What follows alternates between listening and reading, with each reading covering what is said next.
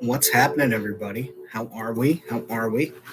We've got some lo-fi beats in the background from Creator Mix. They're a really good resource for makers. If you ever want to get into doing this sort of thing on your own, you want some music in the background that's royalty free, I highly recommend. It's good for actual in video and also just playing behind the scenes. That's always a plus. What's going on, Audi? I am going to do a long live stream this evening. Probably take a couple of breaks, let the dogs outside and all those lovely things, but I felt like painting. I've been away from home / the studio for how many days now? Let's see here. I guess Saturday. Yeah, Saturday was the last time I was home during the day. What's going on, man?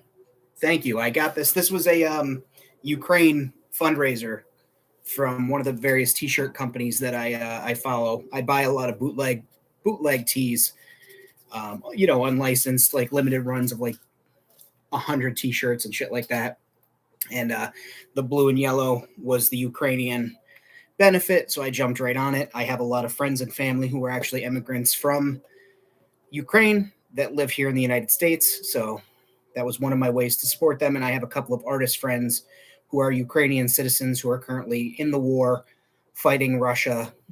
So it's a small way that I can directly benefit my friends through purchasing a T-shirt for a movie that I already love. But yeah. Oh, look at that. We got Red in here. We got Red. We got Bjorn. We got Audi. Filling up quick, man. Which is nice, yeah. I was getting ready to paint this Carillion Hound because I'm going to be having a bunch of Carillion Hounds because they're showing up at Ollie's for like fucking $5 with humans. So I want to customize this one, and I had already painted in black, and then I forgot that I didn't paint the area around the neck peg. So when the head goes on, it's not going to affect the drying at all. Now it's dark in there. Yeah, right. Standing room only.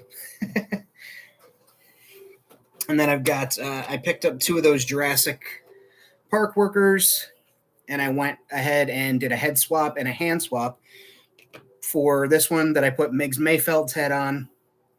I actually chopped off the hands, drilled out, and put on some hands with pegs. Just popped them right in so that he can articulate a little better. And I'm thinking I will give him not only some darker facial hair, and also look at the color match that I did. I am very proud of that. Spent some time thinking about my Stan Winston school stuff that I did, and one of those was color matching, and I started to remember like the difference between the browns and the reds and the blues and skin tones, and I was able to get a pretty solid spot on skin color match. So I'm very proud of that. But like I said, I think I'm going to give him a bit of darker facial hair, darken the eyebrows so it's less noticeable as Miggs Mayfeld, and I will go ahead and also with this guy, he's going to be another dock worker. I like what I did with him. I put that cap on there. I'm going to paint up, so the goggles are more separate and stand out, and weather up the uniform. He does not have articulated hands. I thought about it, but I don't have any African-American skin tone hands to go, and painting hands, it chips off because of the rubbery nature of hands. So he's going to have more stationary and static hands, but if I get some in the future, it's easy. I literally just cut at the line, and then I use my pin vise, which every customizer should have. It's my second one. Use a pin vise, open up the hole, one bit size narrower than the peg, then heat it up and stick the hands in, and then you've got articulated hands. That's a little quickie, no nonsense tutorial there. He does not have full range articulation like Bill Burr's head does, because as I was trying to remove the hard hat like I did from the white dude, apparently the ball on there was pretty stuck fast inside the head. So when I popped it off, it actually, as I pulled it, it let go and broke off. So I put a pin in there made of I honestly think it was like a swab from a COVID test, one of the plastic ones that they were giving us. And I had clipped the head off of that. So I had an extra stem laying around, and I used those for like poking holes in EVA foam to make rivets. So I was like, let me try a little bit of that polystyrene tube. And then I just, put that on there. And I'll do a couple of washes just to bring the flesh tone together. But all he's got as far as head turning is left and right, really. He can't look up or down with any luck, but he is going to be a background character. So I've got that going. You guys have seen this little dude. I was all set to paint him the other day, and then just everything went to chaos mode. Saturday, I found out I had to help somebody out with something important. So Saturday, I jumped in my car, spent the night all the way in the middle of East Nowhere, then drove all the way to Virginia, and then I hopped on a flight and flew home Monday morning. Yeah, I mean, that is for this guy, that's the old one.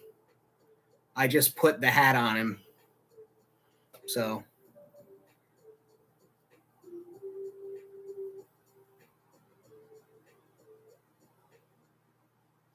and he's going to get some dry brushing on there too, probably just to pick up the details on theirs.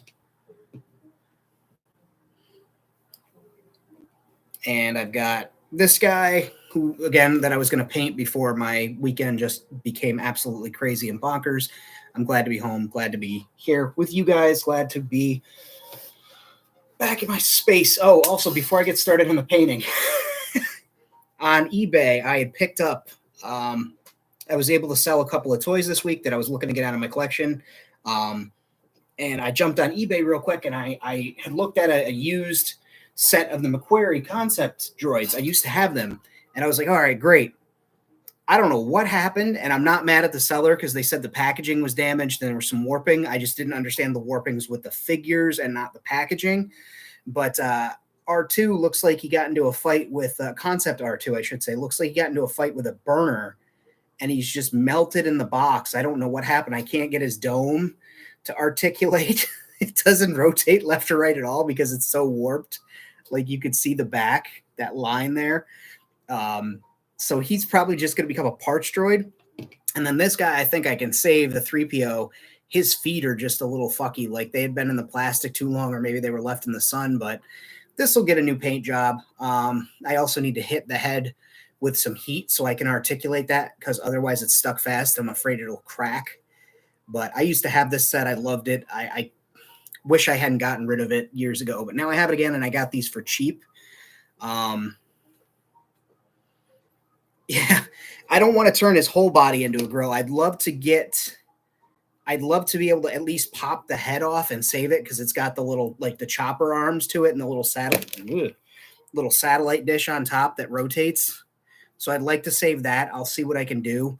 I might turn the body into something, but I do want to try and boil up the plastic and loosen the arms, save those for some droids, and I'll probably take his legs off because his legs are fine. So it'll only be the drum of his body. So I'm thinking what I might do is maybe not a grill, but I may hog that out with a Dremel and turn it into like a little waste disposal can or any number of things. But I have a grill idea for a different droid, but I don't want to give that one away until I'm like solid on that. But I think with just how wavy and warped he is, probably, use him for something else.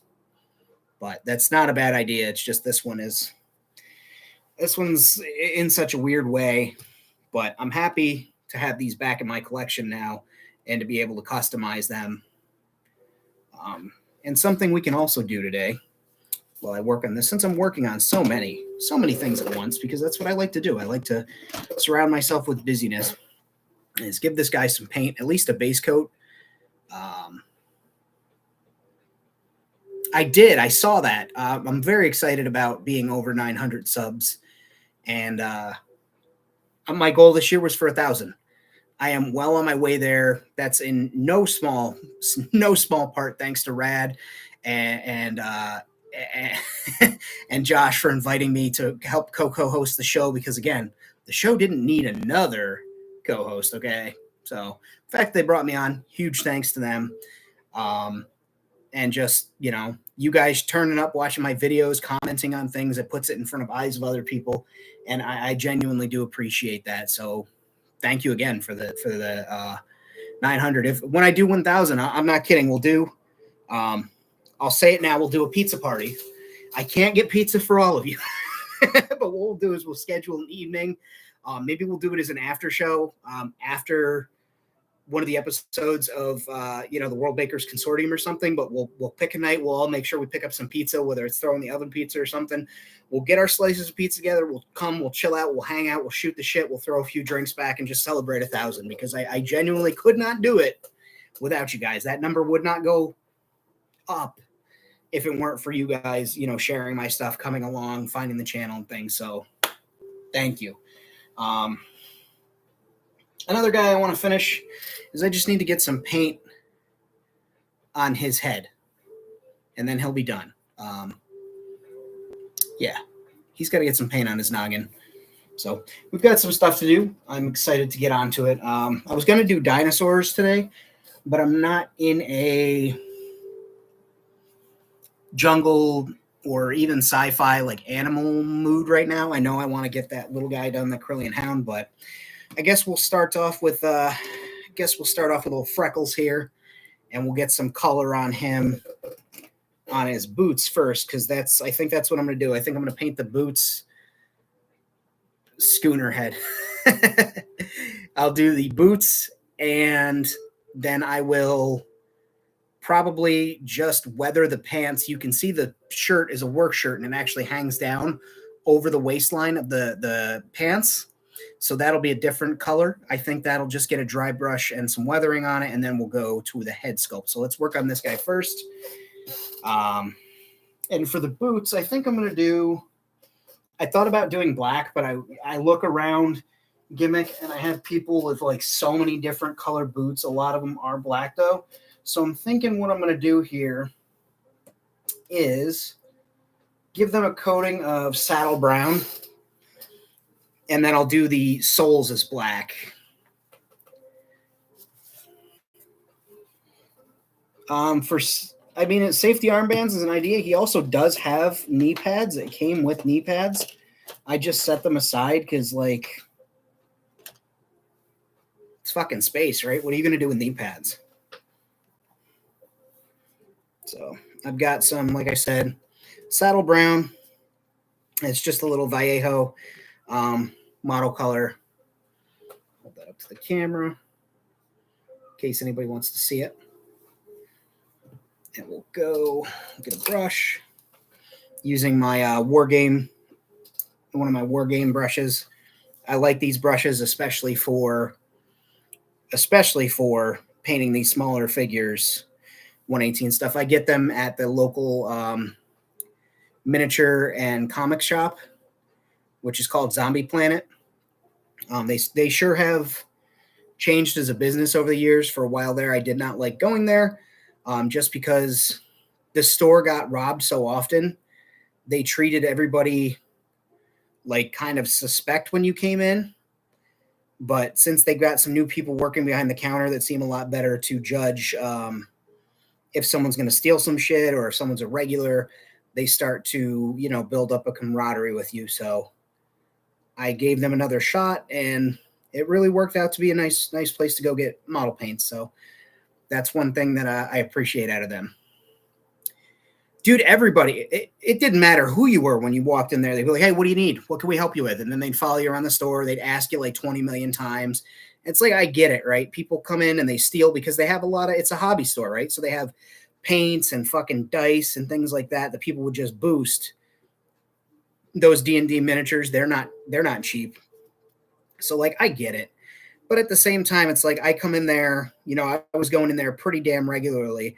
I knew plenty of people going in pretty regularly, and they still kind of get like, what do you need? Why are you here? Blah, blah, blah. And it's like, dude, don't treat me like you haven't seen me here before and I haven't spent hundreds of dollars here before, because I have. Like, it's not the first time. But again, I'm pretty good about giving a place a second or, sometimes even to my own detriment, a third try before I write them off completely. So I'm glad that I gave them another opportunity, and they've since proven that they've put in some new people there that kind of have a better sense of what the fuck's going on. So it's not like every person that walks in the door is a hardened criminal that's going to rob you. Some people are regulars. Yeah, I'm digging that brown on the boots. Once that dries up nice and matte, we'll go from there. Yeah, dude. So I watch a lot of 40K lore videos and things like that. I watch a lot of, actually, it's more the war terrain, the terrain building videos, and people talk about the lore from those. But I don't think I could afford to play that and also have this hobby. And I genuinely like this hobby so much that, like, that's why I've got to send, I think it was Timbo. I said I would send my Star Wars Legion stuff too, because I just couldn't, I can't cook Legion figures or minis or whatever you want to call them and work on this, but I had fun doing them when I had them. It was really cool just to chill out in the living room and when my girlfriend was talking or we were watching TV or whatever, just sit there and fucking paint up these little clone troopers and whatnot. But it's expensive. Warhammer is like 3 or 4 times the cost of that. So how people afford to play that game, I don't know.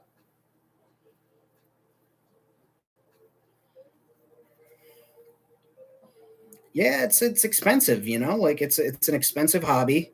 Right, certain things are rightfully so. Like I see the work and the detail that gets put into those, but also like a lot of what I see from wargamers is people doing homebrew stuff and building their own minis on 3D programs and printing them that way.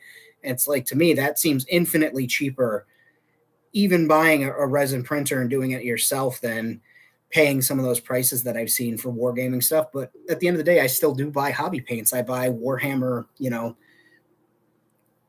painting supplies. It's just I'm doing it on a bigger scale. But I just couldn't. I don't see myself throwing that money into that, especially because I feel like I would wind up just competing in painting competitions and wouldn't actually play the game. That's the other thing. Not a big tabletop gamer in that sense. I like paper and pencil RPGs, but I don't need miniatures or shit like that to play the game. I cut my teeth on Vampire the Masquerade when I was younger. That's my go-to, like, paper and pencil RPG. That's the one that I really love. And get that. Okay.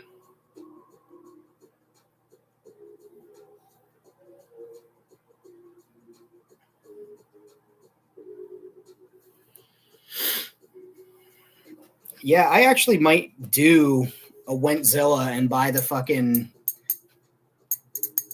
glasses with the lights and all that shit. Like, not that my vision is terrible, but over the years, my vision has gotten worse to the point, as you can see now, I do wear glasses a lot of the time. I had a very good run of great vision. Both my parents wear glasses, so it was bound and determined to happen to me. They both wore glasses. I only started to see issues with my vision when I was a production spray painter and we're in that bright booth all the time, spraying, and it would take time for my eyes to adjust and like pick things up that it used to not. And then just as I got older, finally I was like, I've got good eye insurance right now. I'm going to go ahead and go get my eyes checked out. And lo and behold, they said, yeah, Famine, you should certainly be wearing some glasses right now. Probably make your life a lot easier. And I went, great. And so I've got glasses, and here we are. Battletech card game? No, I have not. I don't think I've ever heard of it either. So.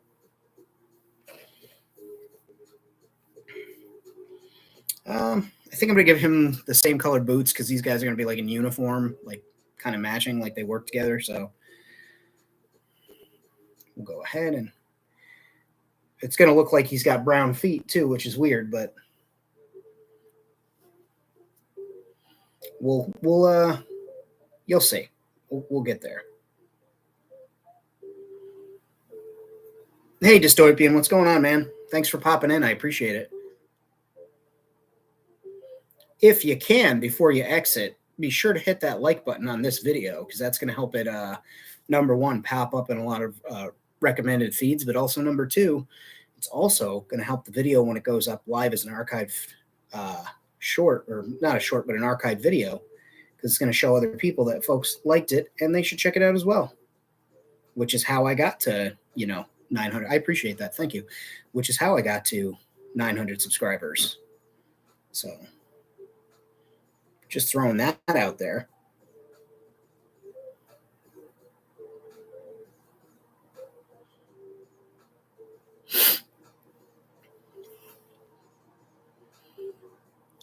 Custom criminal. Yeah, that sounds about right.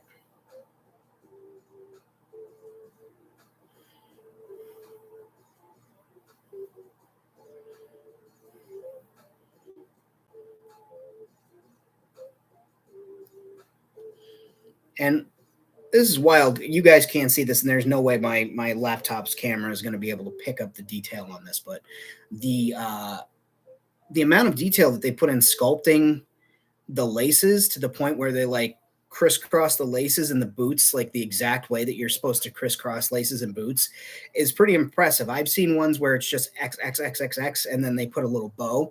No, they put in the work on these. So if you guys ever pick up this set, which I do recommend, the Jurassic Park Park Worker Raptor Attack set, the first scene set, these figures have some really good detail on their boots. I do wish that they had put articulation in the boots, and I could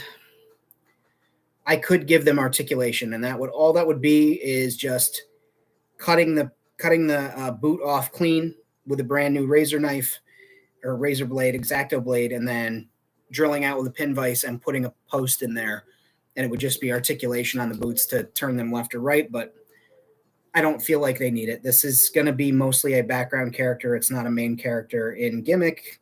And in the future, if it needs to be, if I feel the need to go ahead and put the articulation there, it's not like I can't.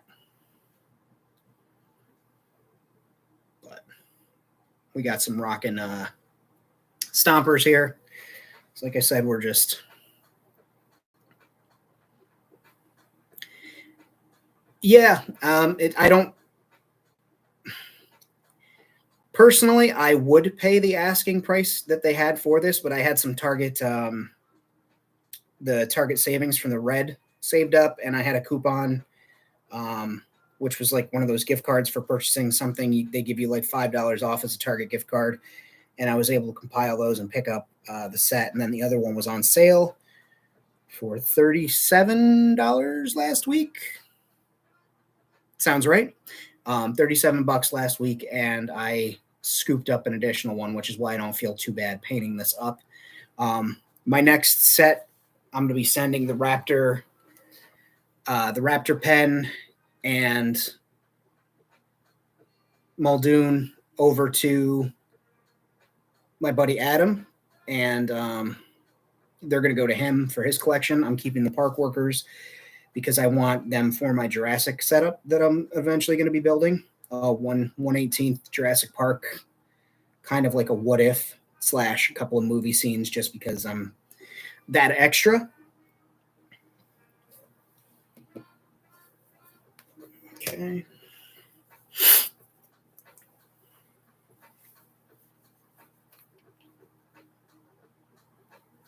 I don't know if you guys can hear this music, but this is Moody Blues, again, by Creator Mix. They're a great resource for royalty-free music.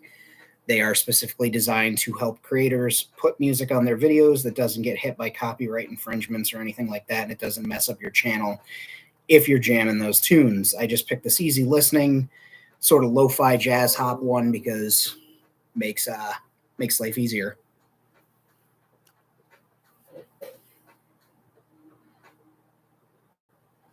And also it's there, it's noise in the background, which is nice, but it's also like not disrupting me. It's not taking my attention away, which is also nice.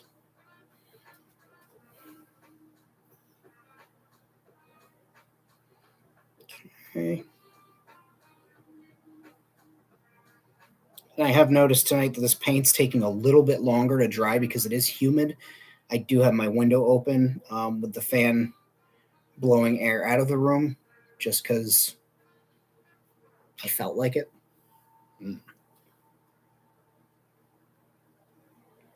But it is a little humid tonight, so this paint's taking a little bit longer to dry than usual, but that's okay because as you guys know, I'm sure if you've used this hobby paint before, sometimes it can be a detriment to what you're doing with how fast it dries. But also, like, I have some retarder, which is designed to make it last a little bit longer, stay a little bit wet. I'm not using a wet palette right now, which is also a trick, but I haven't really jumped on that train yet. I've done it a couple of times, and I'm sure I was using it incorrectly. But one day I'm certain I'll figure it out, and I'll be like, oh, this is the best thing, guys. You should be using this.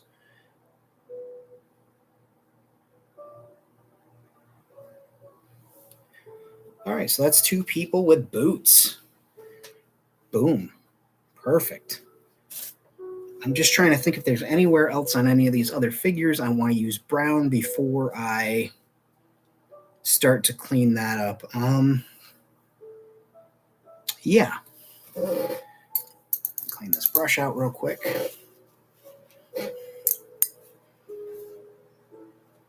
Always, always, always clean your brushes. I have kept my really nice brushes really nice because of that, and I always go out of my way to make sure that I clean my brushes. And you should too. Highly recommend. How do I want to do this? Yeah, we'll use this one.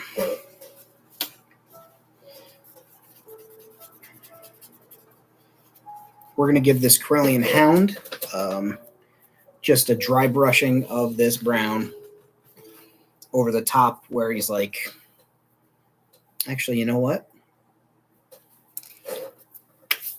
Instead of the whole thing being brown, because I don't think that's gonna be against what I want, I'll add a drop of matte white. First, I'm gonna shake it, make sure that there's no, none of this is separated.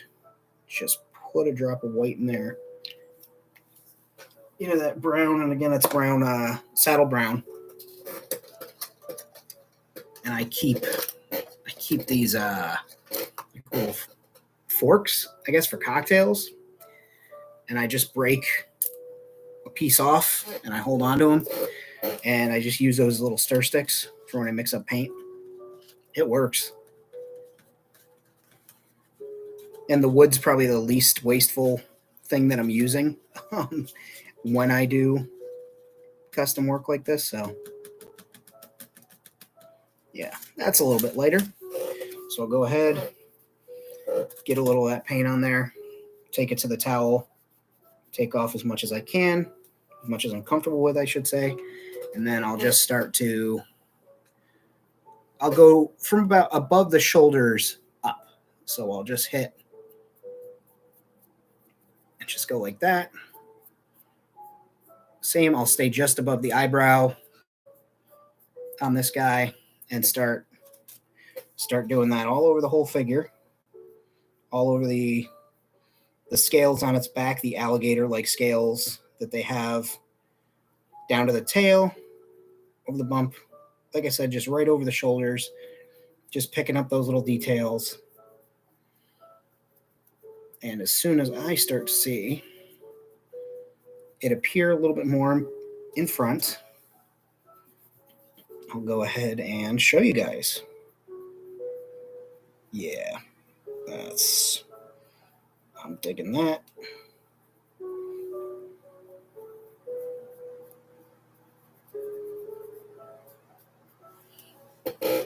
And it's just starting to show up. It's kind of washed out on the camera with the light, but what can you do? So I'm going to do just a couple more passes with this while I've got it here. And this is A, so I don't waste paint, and B, it'll actually help some of the details really shine through on this little toy. Yeah, I'm a big proponent of utilizing my paints when I have them out. I actually try and like schedule out my colors. Like, okay, I'm gonna be doing this color, so I'll need to have this, this, and this.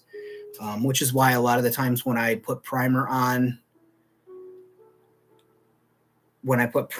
things, I'll line up several of them just to make sure that I can get all of them done at once, to make sure that I have coverage and I don't waste paint. Because I don't spray my primer 90% of the time, unless it's a vehicle. I hand brush it on. So yeah. So we've got that on. I'm going to set him aside, let him dry up.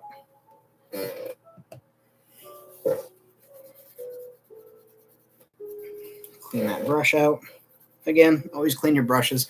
Sometimes I'm bad. I'm really bad about leaving my brushes in a cup of water, which is what's in front of me is a cup of water full of brushes. But clean your brushes. Don't be like me. Don't listen to Famine when it comes to that. Clean your brushes. Well, you've come to the right place, Rad, because I'm always making up shit on the fly. I don't know what the hell I'm doing. I don't know why people come to this channel. I'm just kind of making shit up as I go. So yeah, let's see. Freckles here, his boots are mostly dry, so I'm gonna go ahead with the black. I'm gonna again use that Army Painter brush. Get some black, some matte black out, which I just put away. Like I had it out and then I put it away. And it is Army Painter War Paints Matte Black, M-A-T-T, not to be confused with Matte Black, which is M-A-T-T-E. I don't know if that's a language thing or if matte black is different than matte black. Don't know. I just work here. And for this, I'm just going to take care of the edges of the soles of the shoe with this black paint so that it makes them look like, they've got some nice rubber soles or whatever the space, equivalent of that is, Star Wars equivalent of that is.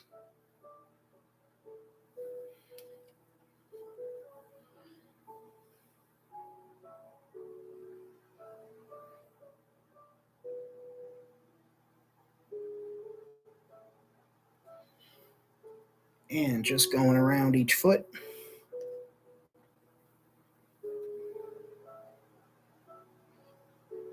And I'm basically painting from the bottom of the boot towards the brown, but I'm doing it in such a way where I'm going the long way and then just gradually walking my way up to that brown line there. So it's a little more neat, a little more uniform. There's less of a chance of any bleed or really sloppy brushwork, which I have been known to do from time to time. So that's a little tip you can take home. Keep that in the tip jar. Anthony, how's it going? Let's see, here is Bjorn. You're a cat owner. You're familiar with this. I just noticed that there's a cat hair on my brush that has started to impede on my painting. So I keep a pair of tweezers here. And rather than grab paint, I'll just grab that cat hair and pull that out of there. Easy peasy. But yeah, cat hair likes to get everywhere and into everything.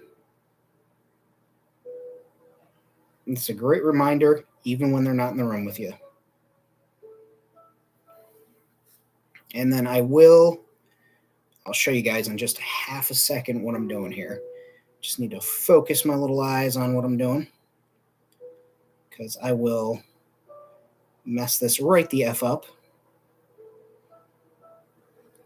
I guess I'll just paint the whole. I was going to paint just the ledge of the sole, but in case I ever showcase this character running or, a foot up shot, I want to make sure that the whole thing has a uniformed, clean, nice look. So I'm just going to go ahead, paint the bottom of the sole. I'll put Mod Podge or maybe I'll do super glue, which is another trick that I like to use. I use a disposable brush and I just apply super glue to the bottom of like feet for figures or animal figures and just put that on there, and that helps keep the paint from scraping up.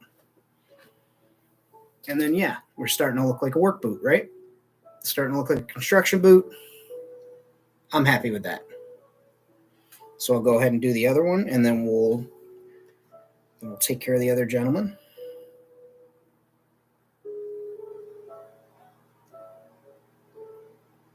And yeah, just being real careful with my brush strokes, being careful to apply it to the sole that's visible, but not to the brown of the boot.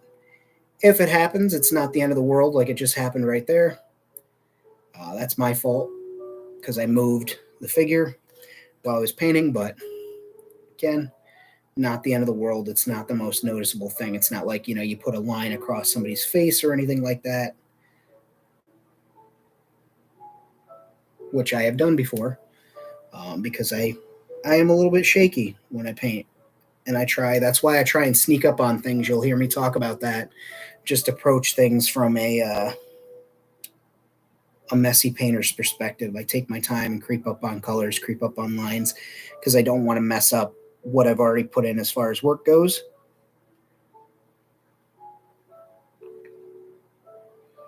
There we go.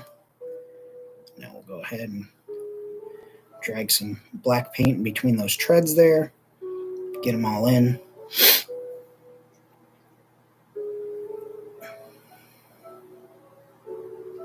And right down in the middle.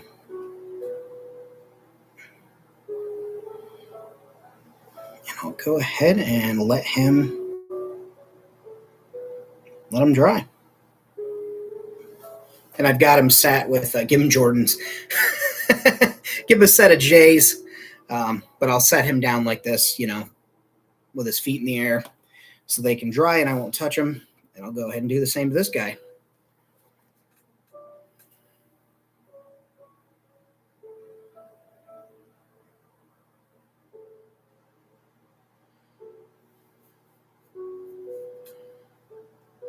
What might do you well is to just keep a dummy figure, like maybe pick up a Lando or one of those figures that there's a bunch of and they're seemingly always on clearance, just to have something to get whatever technique you're about to use down to a pretty reasonable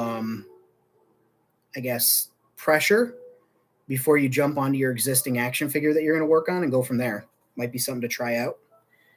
Save you the stress of having to recalibrate and go back over and maybe fix errors or whatever, and also let you practice. Yeah, dollar toys. Just give you the opportunity to get out whatever heavy-handedness that you need to on that toy, and also like fine-tune your whatever strokes you're going to be doing on that, and then you go ahead and do it on yours, and you've already got the quote mistakes out of the way. See, I did get a little bit of black on his boots, but that's okay because they're going to get weathered. Same for the other boot.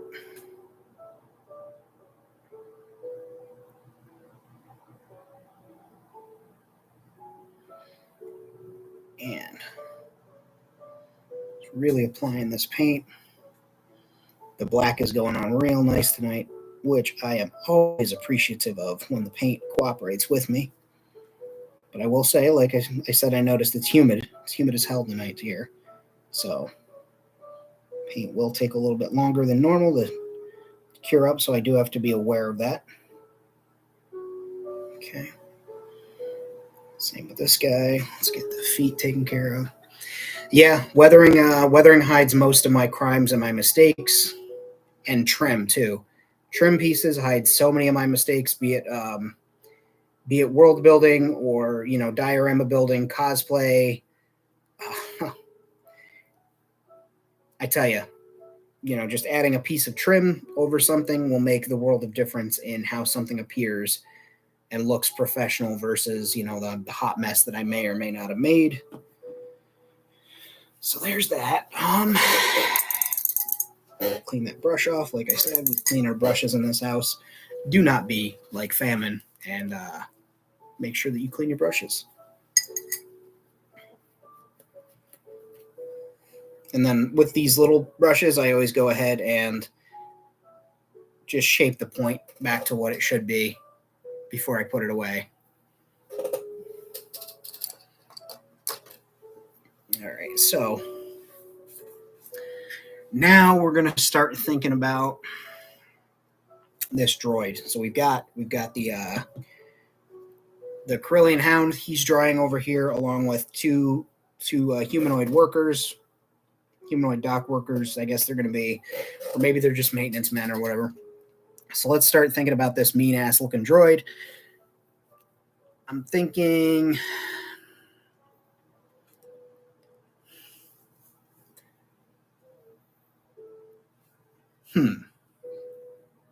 I'm thinking I just do really rusty.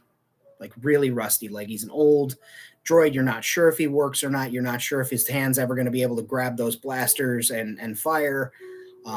You're not even sure that that bandolier that he's got has ammunition in it, or if it's just there for decor.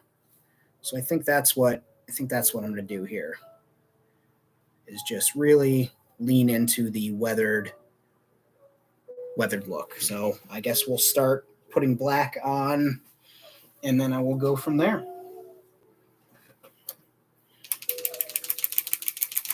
And again, using the wonderful Matte Black or Matthew Black, depending on what he likes to be called. And for this, I'm going to use a little bit of a bigger brush, just so that I can apply more, a little quicker.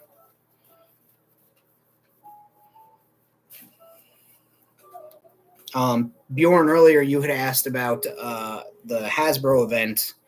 I'm sure it'll just be Pulse exclusives, and I'm sure it'll be another another multi-pack that'll sell out, and then they won't replace for the longest while, and we'll have no idea why. I hate to say it like that, but that seems to be the going trend for those battle packs that they produce with the 4 figures. I don't know. If I have the coin when it happens, I might, spring for one of them just to have some extra troop builders for whatever it is, but can't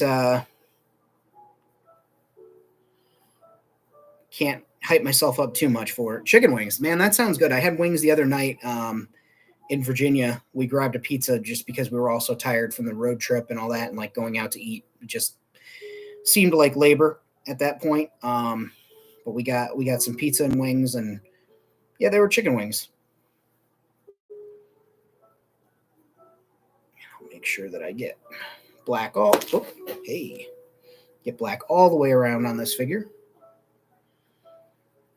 into the crevasses and the crevices.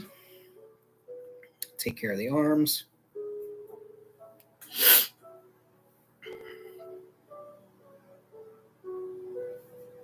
Nice.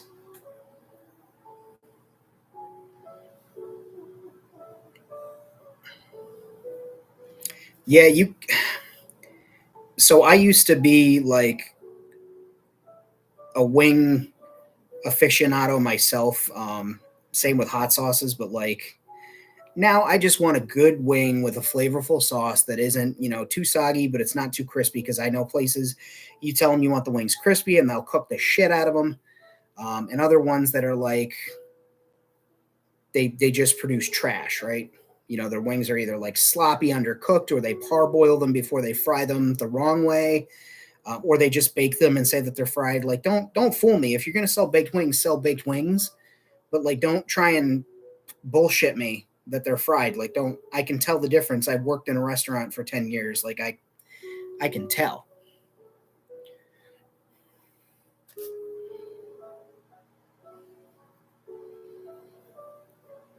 So you guys are thinking Anthony's talking about the Ghost as a ship. What if he's actually talking about, like, he put money into an actual, like, real ghost, like he's purchasing an actual fucking spirit?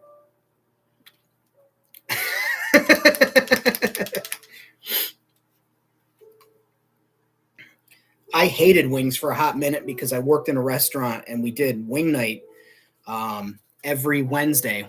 Wing night was Wednesday, and it was nonstop. And my boss got this idea. I don't know where she got this wild fucking hair up her ass, and I still to this day don't understand it, where she would let the customers make up their own sauces, and I'd have to make them. And like it let me tell you, making hundreds of, dozens of wings over and over and over and over again every week, every Wednesday, where customers would just come up with the most like mundane fucking wing sauces that they'd want. They'd be like, oh, I want a honey mustard, red pepper flake sauce with a maple glaze. Can you do that? And my boss would go, oh, we absolutely can. And then old Famine would have to be in the kitchen trying to figure out how to make a honey mustard, red pepper flake sauce with a maple glaze. And I wanted to fight God. Every Wednesday, I wanted to destroy multiple universes and just fight any deity that existed, any real, fake. I didn't care. Give me Hermes, give me Icarus. I will fight them both at the same time. Just couldn't stand that shit. So for a while there, after I was done in that restaurant, like I wouldn't go near wings. I'd say about 6 or 7 months, and then finally, the hatred of the chicken wing process settled with me, and I have since made peace with the wing. But goddamn, like the things that these people would come up with, or like we didn't even have breaded wings on the menu. We did not have breaded wings on the menu. However, if somebody wanted breaded wings, my boss would be like, yeah, sure, no problem. And then fucking there I am, hand battering wings that we don't normally do. So they'd go out, and they'd look awesome because, yeah, you fucking double bread them, batter them, fry them, toss them in sauce or send them out plain, depending on what they want.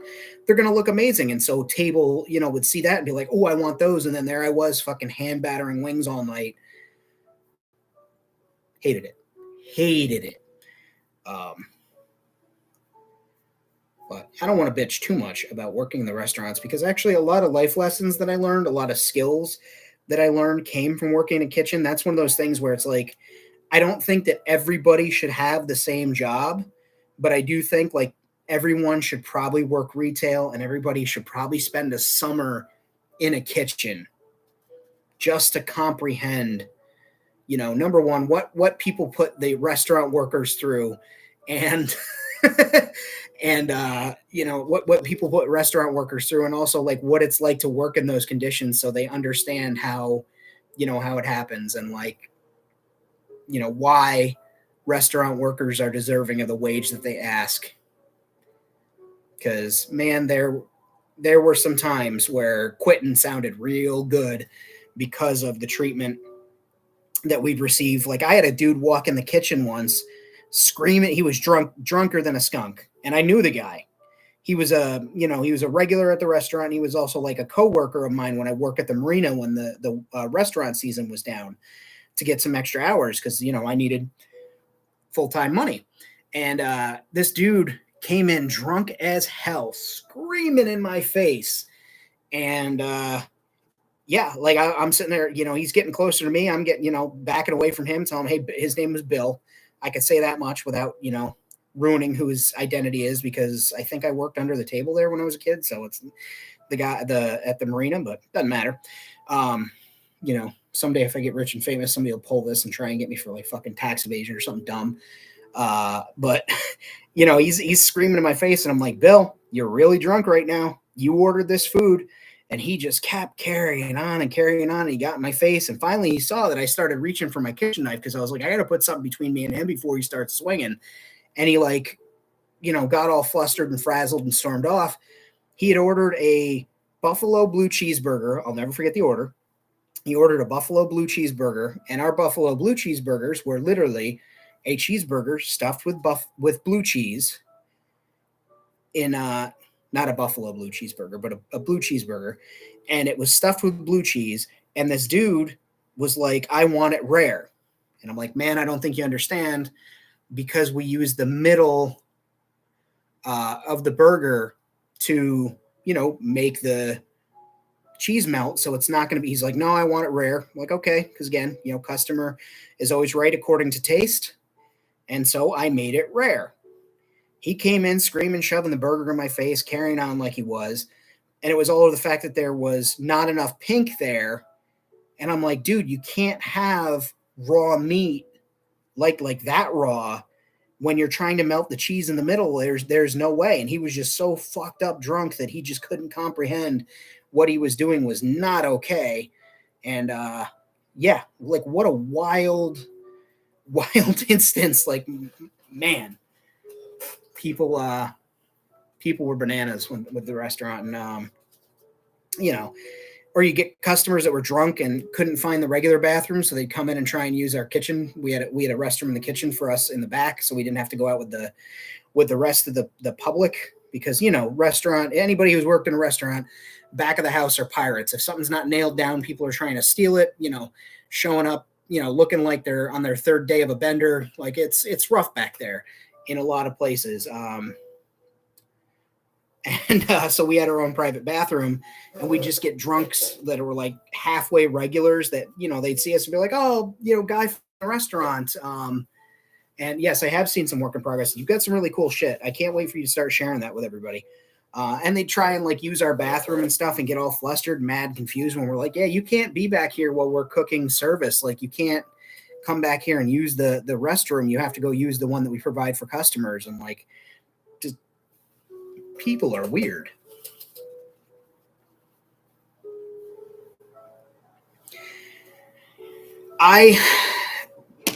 Yeah, back of the house is just animals. We're all animals. Same here, like me too. When I started there, I was a very, very innocent, innocent virgin of a human being. Just had never really hung out with the miscreants and the troublemakers and stuff like that level of back of the house, like guys could be. And I started there when I was 18. And by the time I was 19, I was just a whole different person because I had been exposed to so much. But I learned real quick how to do things and how the world works. And I also learned a lot about people. Like, I had ideas in my head of how certain people were and had my eyes open that wasn't the case, and vice versa. It was really cool and a really good experience. But like, I don't miss that. And I too got into manufacturing, and I thought I was all set. I thought I would never have to deal with a customer again. And then my other employers were like, hey, you're really good at talking to people. We're going to give you a tour group. We're going to send people over to your area from these multi-billion-dollar companies with a B. And you're basically going to convince them to give us money. And I'm like, okay, great. How much of that money is going to be mine? Well, you get a paycheck. All right, neat. So I had to have, machine shop version of myself, but then also, yes, it's, welcome to company blank. I'm so-and-so. This is what I do. Here's where we have solutions for your problems. Here's how we can do this. We can make this happen. All that fun, happy spiel. And then the customers will go on their way and do their thing. And so even when I was in manufacturing, I still had to, have the luxury of dealing with the public. They were clients, but it was just like, if I had, if I had a job where I could just go in daily, keep my head down, get my work done, and go on, then thrilled. And yeah, sometimes that happens, man. I watch people, throw dishes at each other, throw frying pans at each other, swing knives at one another, get into fist fights. Somebody had tried to push somebody down the stairs. And then at the end of the night, they usually shook hands, went out to the bar, had a beer, laughed or whatever. They went outside and burned one. Like, restaurant cooking can be real. I don't even want to say the word competitive. It's so stressful because it's so hot back there and it's busy constantly. And you have egos and you have guys that, well, I went to culinary school. I don't understand why this guy is running the, this and that, and get out of here. Like, it's just like we're cooking food for people with money, who probably don't even appreciate the level of hard work that goes into this. It's like, let's get the job done and we'll all go have a beer and then go home. See, that's one I did do. I've never done farm work as far as any animal handling or shoveling stalls. I've shoveled stalls for friends who are working with, CIA kids, and also Schenectady. It has a really great culinary program, but Jesus Christ, you'd think that they were trained by, Gordon Ramsay himself and just the French, all the chefs from France came and blessed them personally. I've never done that. I worked on a farm doing field work at a local farm. It was actually my very first job, was picking beans in a field for a farmer. But I've never done any ranch work. I have shoveled shit out of stalls before for friends who were doing it and just needed the assistance. But as far as like actual, farmhand work, never done any of that.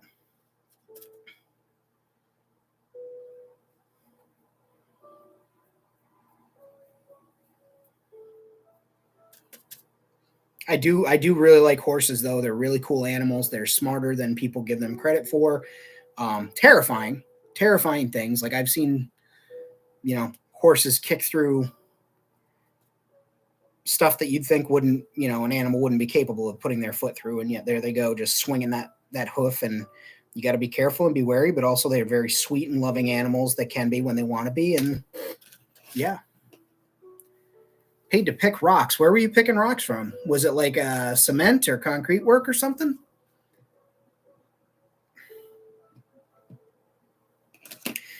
Yeah, they don't like it when you get behind them and they can't see you.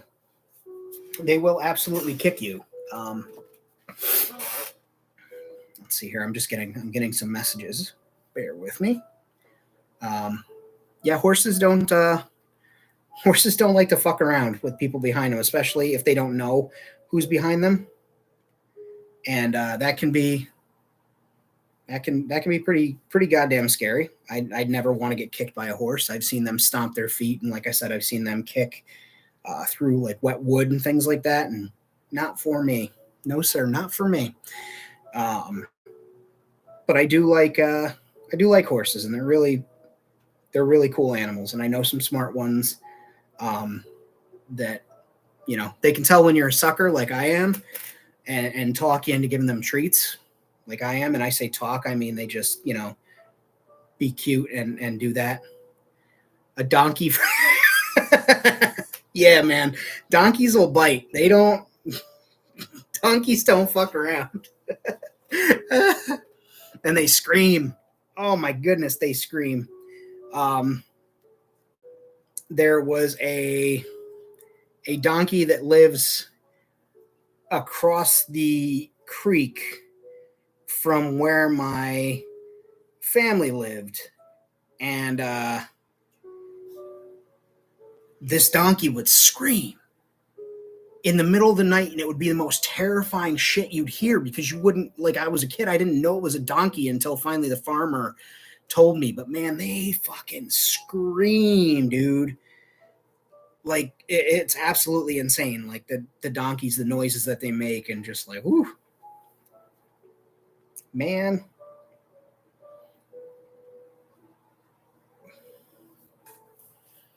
Chickens. Oh, hey, if you get, I don't know how much they paid you, but picking rocks for good money is good money, man. I'm of that thought. Like if someone wants to pay you for hard work, and as long as they're paying you a reasonable wage and you want to do it, fuck yeah. Like don't ever let anybody say that work's under you or whatever. Like work is work. All right, got that out of the way. Yeah, I picked beans. For a while, that was one of the weirdest jobs I ever had. I haven't checked my email in a few days. If it was from the last live, I haven't seen it yet. I got, like I was saying earlier, I don't know if you were here for that part of the chat, but my life got very busy over the last week, so I'm finally winding down, and I'm finally able to just sit and work on some customs and stuff. So I will have to go and check that out. But I will certainly look at that. But like I said, it has been nonstop. Okay, so we got this droid. I'm going to let him keep drying. For the workers' pants,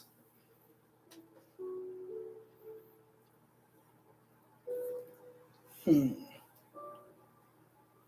right, guys, let's think.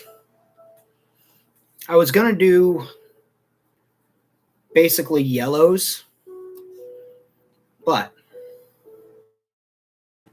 it's a bitch and a half to paint, right? put down like an orange first. I'm thinking I might do orange for the whole thing, and then just do the yellow like dry brushing on the top to distinguish the shirt from the pants. I'm leaning towards that. How are we feeling on that one?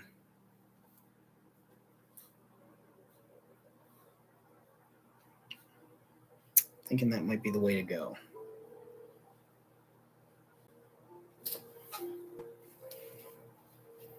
I mean, for 15 years old, $5 an hour, not great. But if it was cash and under the table and you were 15 and you were just happy to have some pocket money, probably the way to do it. Let's see here. What we got for orange? Let's go with, we'll do German orange first, which is closer to a pink. I don't know if it's my eyes, but I am damn near certain that it's actually pink and not orange. And then I'll go over it with lava orange. So we've got German orange, which again, pretty confident is a pink, but it does help the oranges that I like to use pop out, and lava orange. So we'll start with old Bill Burr here, because his boots should be the most dry, and I'll be working away from the boots just to ensure that I don't make mistakes while I do this. So yeah, usually when I do yellow, I put down a base of white, then orange, then yellow, and that usually gives me that nice yellow color that I'm looking for. But in this case, I don't feel like doing white, so I'm not going to.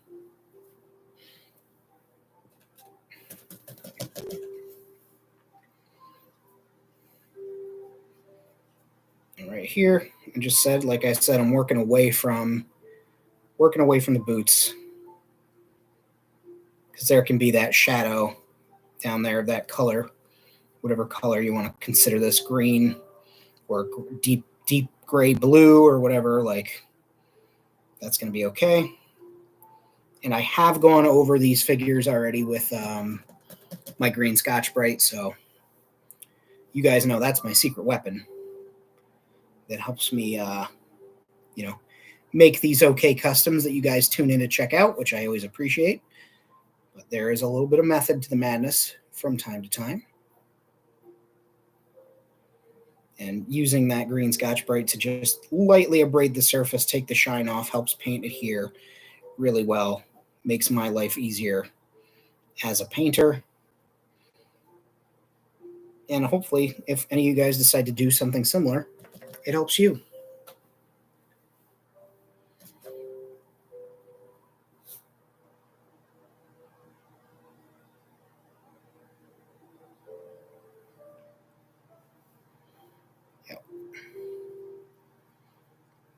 Yeah, this absolutely looks like pink. But the bottle says it is German orange, so it is German orange, yeah?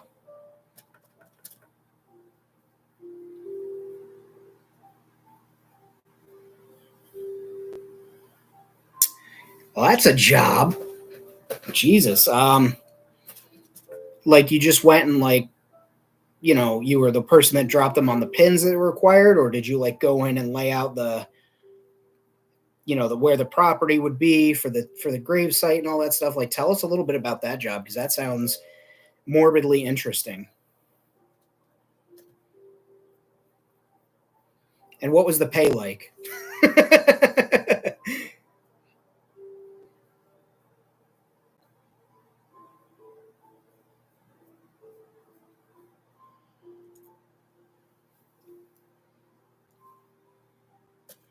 Because that setting up a monuments was another name for it. Yeah, I guess. Yeah, because it's a monument to a person who was previously alive. I get that. I get the name play there. That's clever. Pay was dirt cheap.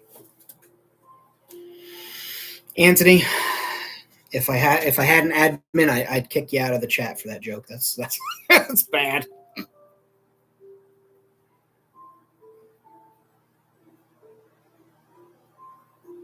Dirt cheap. Get out of here. That's fucking awful.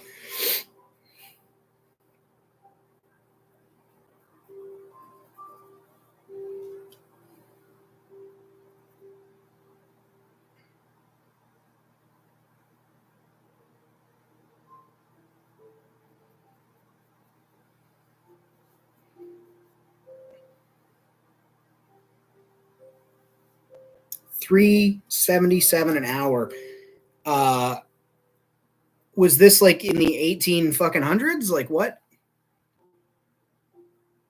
Jesus Christ. I forget. I do forget too that there are some states where the minimum wage is still only $7.85. So my apologies if I seem shocked at some of these numbers.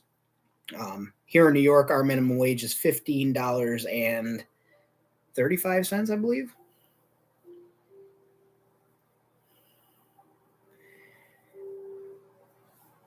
Yeah, Bjorn, I think if I could go the rest of my life with never working in a factory again, I very much will. I largely hated it. I liked a lot of the people that I met there. Well, let me rephrase that. I like some of the people that I met there, but it certainly isn't the life for me like it is for other people. There's no anonymity or, peace and quiet in a factory. Not that there is with my current job, but it's a whole different vibe and a whole different clientele. So I feel that. 92, okay, that makes sense.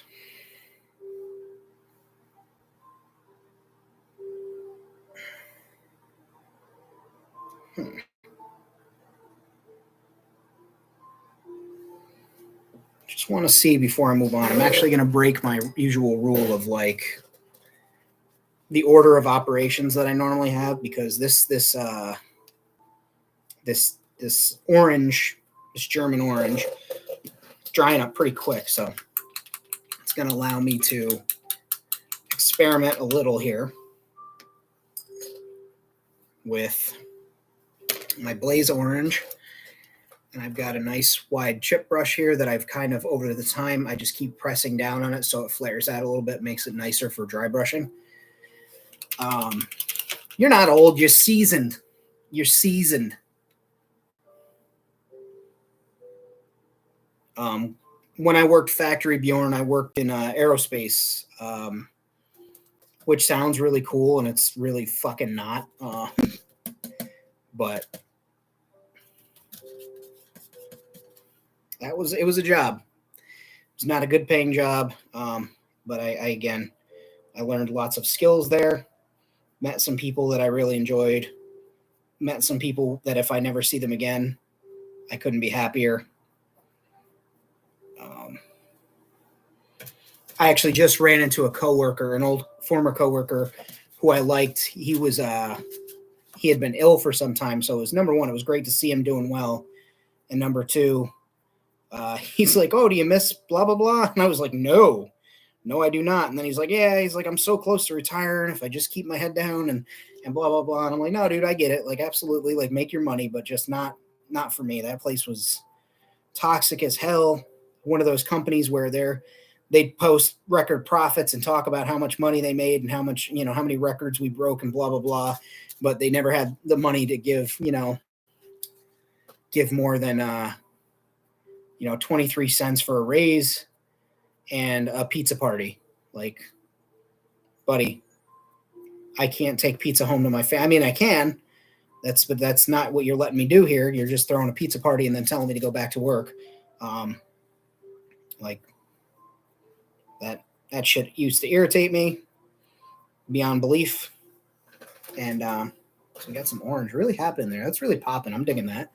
So I'm glad I did this. But like, just the factory life isn't for me, especially when mandatory overtime exists and you can't use your vacation time or sick time to cover it. You have to be there on Saturdays and shit like that. Like, get out of here. That should be illegal.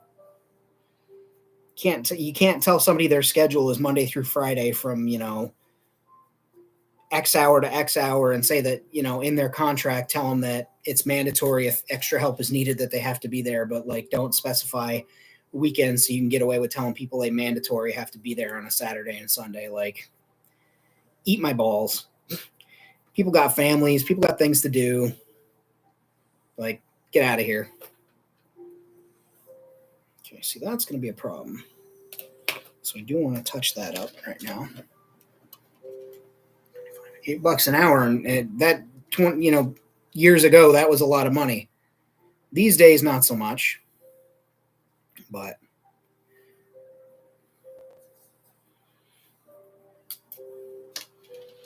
That's actually what I started. Yeah, I started at $8 an hour when I was working in the restaurants. Actually, that was my very first like high paying job. Was $8 an hour. Tossing redirects in the shredder. Dude, we had, because we were doing aerospace, which is a admittedly hard job and an important job to make sure that your work is done correctly.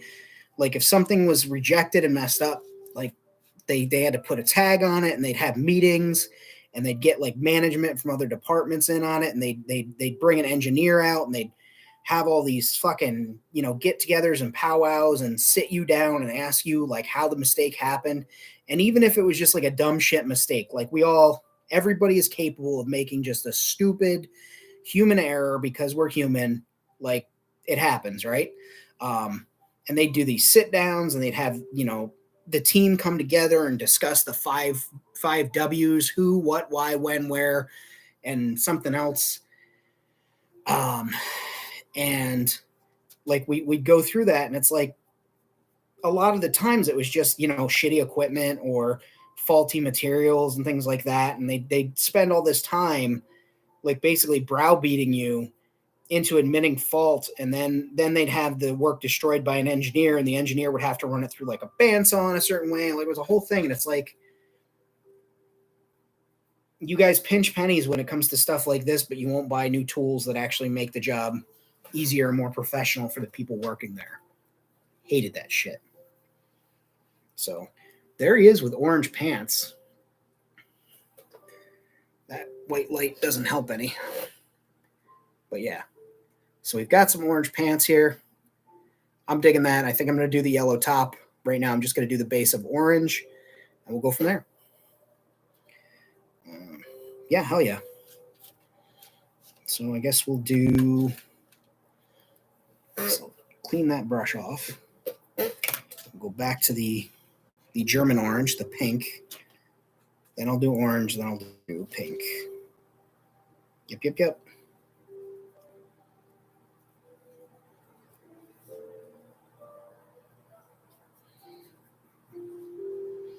And we'll also do some fun like staining around the pocket areas, places that you put your tools in and out of, shit like that. That's always a big one for me too on my cosplay, is like I go to areas where things are worn, and I'll make sure that the weathering is appropriate for that, like around pockets, around cuffs, under arms, along seams. Yeah. Stuff like that adds realism to otherwise items that wouldn't be viewed as realistic. And I think that helps selling the detail and the artistry of the work that you're doing. Enjoy your food. Have a great time.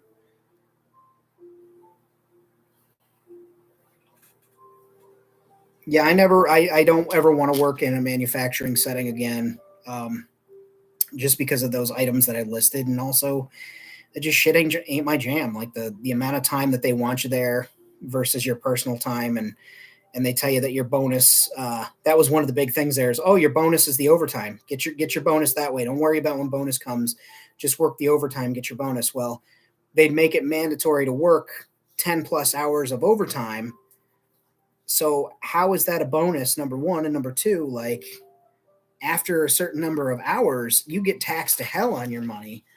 And guess what? You don't always get that money back when your taxes are done. So that shit used to kill me when I'd work extra hours and actually come home with less money than I would if I had worked a certain number of overtime hours and just stopped. At one point, they wanted me working 17 hours of mandatory overtime, and that's when like I started to consider other options, tried switching to different teams because I was doing QA. I am a quality guy, believe it or not. And yeah, no, that's not a bad job. You know, if you make your coins, you can pay your rent or whatever, and your mortgage, and you're happy. Hell yeah, like absolutely, I like that for you.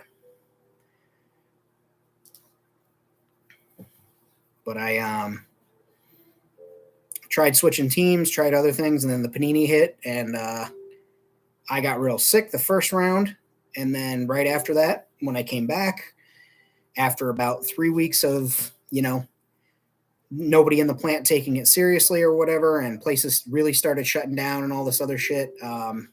They let about 100 of us go because, hey, if airlines are going to be shut down and military is going to be ground to a halt because of this, nobody's going to be buying airplanes. So why would we keep you freeloaders on the payroll?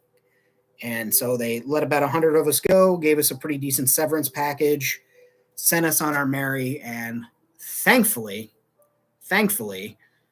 I actually, was able to work on my book, kept myself healthy. Wasn't able to find work during the height of the pandemic. Like, the shit was real. It was really real out there. All this talk about nobody wanted to work, and then you go and look at job listings and they would ask you the most insane shit, like, you need to bring your vehicle we're gonna put magnets on it, and it's gonna be during the hours of your shift. It's a company truck, but you have to provide the insurance, like all kinds of crazy things. And I wasn't able to get work, but then I finally got a job. But during that time, I was able to write a book. I was able to get published in, I think I have like 30 short stories published across like 4 or 5 different books. I was really able to launch my writing career, get started on my YouTube career somewhat seriously, line myself up a lot of opportunities. So I was fortunate in that sense. But man, getting let go was the best day of my life, the best thing that ever happened to me. I will stand by that till the day I die, probably, unless I, if for whatever reason I happen to get married or whatnot. But losing that job was the best thing that ever happened to me, the best day of my life. Like, I drove home smiling, like my cheeks hurt from ear to ear because I was smiling, because I was like, oh my God, I don't have to do this anymore. I don't have to be miserable. I don't have to hate my life. I don't have to wake up at 4 a.m. in the morning to get there by 5 because they want the overtime and I don't want to work on Saturday. So it was an improvement. So they're orange and German orange. So we'll let that German orange dry, and then we'll switch it to yellow. And we'll work on which yellow am I going to use, guys. Thinking use sand yellow. That weathers up nicely. Bjorn, what is Chuckles? Is that the toy store that you work at?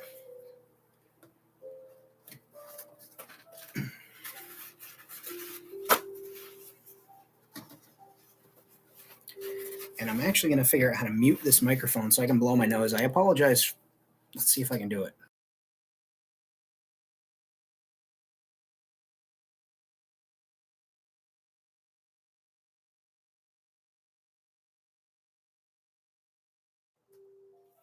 All right, and we're back. Sorry about that. Chuckles is the name of the store. Okay, well, that's cool. As long as you make commission there, I hope that goes well for you. I think that's cool that they actually like offer commission sales to, for things like that. And it makes sense, right? You guys, like, I'm sure sell like statues and things like that are big money items, comics, maybe. I don't know specifically what you guys sell, but I imagine that would make sense. Audi, be good. Thank you for stopping in. I appreciate it.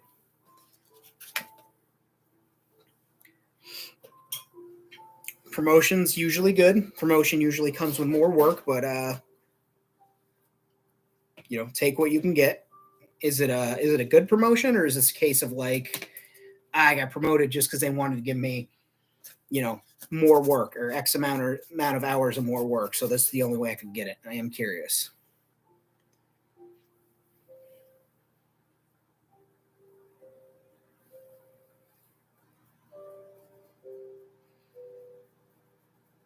And for those following along for the customizing, I'm taking some of that blaze orange, and I'm just dry brushing all over the high points of what I've done in the German orange before I switch to yellow, just to really help that yellow pop.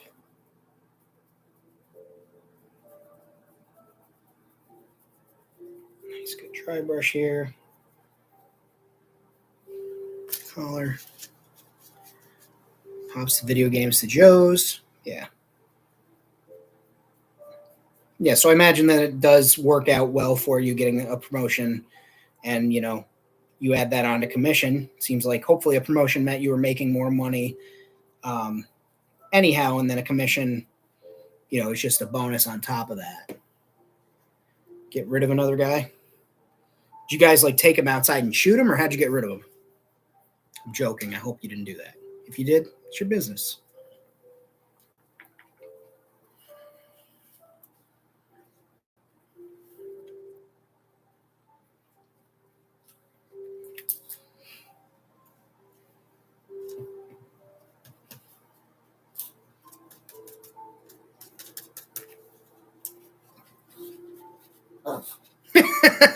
Just took him outside, told him to look at the flowers, and put one in him, huh? Rest in peace, former employee. You're always in our thoughts. Bless you. Dog sneezing, in case anybody was wondering who I'm talking to. Bless you, Stark. Okay. Bless you. You all right, buddy? You got the sniffles? And we're starting to get yellow on there, which I'm digging. And I'm just taking the majority of the paint off the brush. And anywhere that it does go on heavy, I just start pulling away from that and just pull the paint, thin it out as best I can. Because like I said, this will really weather up nicely. This sand yellow, or yellow sand, or however it's said, really does take weathering exquisitely well and creates a nice effect once it's gotten weathered and had a couple of washes on it.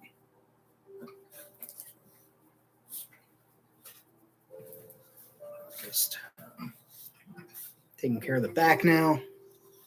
The back will be a little bit more yellow because, as a general rule, the front of your shirt is what gets dirtier instead of the back of your shirt, unless you're laying on your back, which who knows, he might be, being a mechanic and whatnot, but that remains to be seen. I just, in my head, I think that this guy's uniform would be a little bit cleaner on the backside versus on the front, where he might be wiping his hands or wiping his tools. Boys. Sirs.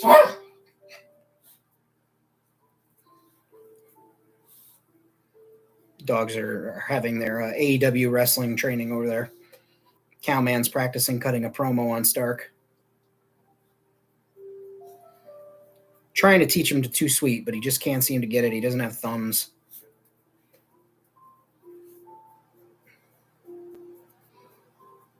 Okay. Starting to look good here.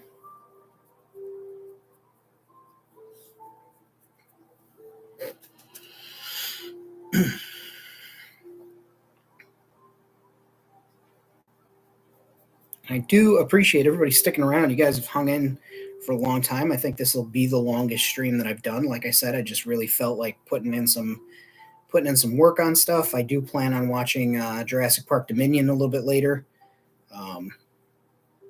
Haven't watched that in a while, and I really felt like it today. So, okay, just a little bit more of the dry brushing there.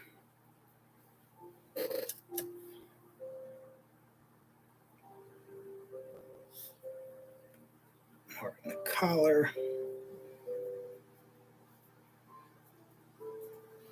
Shoulders, underarms.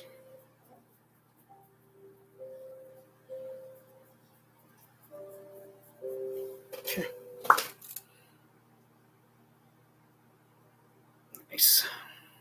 Nice. Once this dries, so I'd like it to be a little bit more dry before I do the facial work, but we'll let that sit for a minute. And since I've got some orange left on my palette, I'll actually mix up a little bit more orange as a base rust. Dude, Solo is so good. I was actually thinking about that today. Like Solo and Rogue One, they were really successful. I do hope that they continue to make films, that are outside of the Star Wars, like they're in the narrative, but they're not stories that are reliant on other things, like they're their own adventures. I really liked. There's too much paint on that brush. I really liked what they did for Solo. Like I thought that was a really brilliant film. I liked the cast. I liked Donald Glover as Lando. Like that's just inspired casting to me.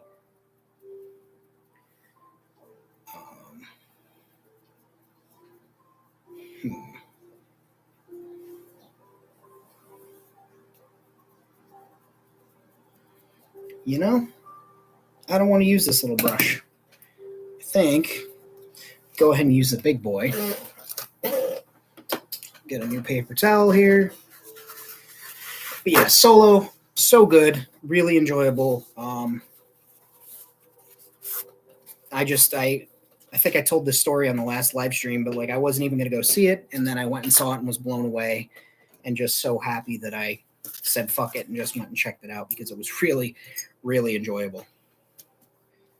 All right, so we've got big brush. Get a little orange on there. Take it to the paper towel, which is now my palette for dry brushing, and I'm just going to go over and over the whole droid. Just add this base layer of a rusty orange color because this guy is going to be all junky. Again, just a little bit more on there. Take it off. Make him look like he's been, maybe some of his parts have been sitting in a bin for a living, or maybe his maker built him out of trash. We don't know. We don't know what's going on with this guy. I don't even have a name for him yet. Maybe he'll just be Steve. Be Rusty Steve.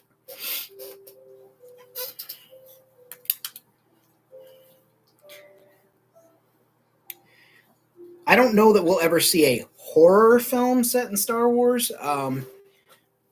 I think the closest we'll get is, honestly, it was Anakin's immolation, where he was, burned alive. I think that really pushed the comforts of what George Lucas and, in turn, what Disney would be comfortable sharing in this franchise.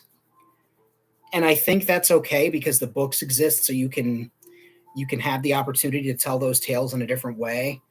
But even like some type of stranded alone on some rock planet where there's scary alien monsters or something and waiting for, rescue, or, give us the rebel and the Imperial that are stuck together, on a planet like they did in some of those episodes of Rebels and Clone Wars where unlikely allies exist and you've got to, help each other survive in order to get off the planet. And you could tell those stories. Those can get kind of scary and spooky and shit, with things making noise that you don't know where it's coming from, and really, really do that. Oh, they could do a thriller. Yeah, like Winter Soldier. See, it's starting to pick out those high points, and I'm just going to keep brushing this on until I'm satisfied. I should have sanded that gold-plated head down. Use your words. But at the end of the day, that'll be cool if the chips show through and he's got his little, little bit of gold peeking through that paint, or Duracoating or whatever that he's got on him. I don't know. It's outer space. It's a robot. It's funsies, right?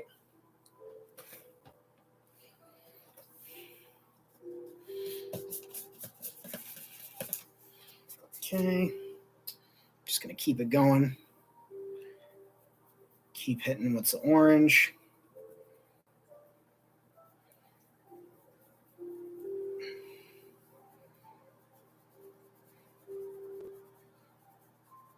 And it's okay that I get in on the strap and the wires and stuff because it's rust and it's going to get into those places. And also that strap's going to get painted its own color. So I'm not too worried. Again, just putting a little bit more on the brush. Dry brushing all the high points.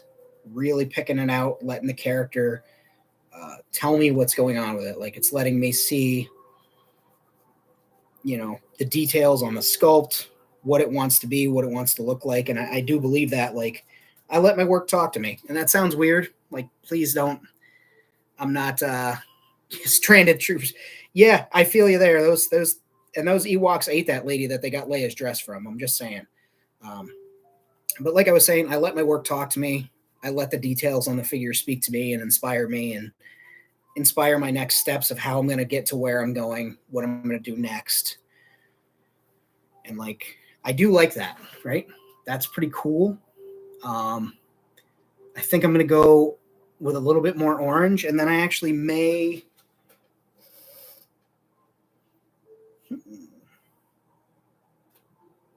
I don't know. I might do. I don't know. See, this is where my work is talking to me. Like, this is where I'm sat here and I'm wondering, how do I want to move forward?